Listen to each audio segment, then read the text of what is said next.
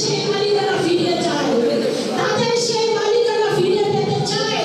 সেই কারণে তারা একটি অবাধ সুষ্ঠু নিরপেক্ষ নির্বাচনের মধ্যে দিয়ে একটি নির্বাচিত সরকার দেখতে চায়। কিন্তু আপনারা জানেন দেশি বিদেশি অনেক ষড়যন্ত্র চলছে। এখন আমার নির্বাচিত সরকারকে দীর্ঘায়িত করবার জন্য ষড়যন্ত্র চলছে, চক্রান্ত চলছে। তবে আমরা একটা জায়গায় একটু নিশ্চিত হতে পারছি, সেটা হলো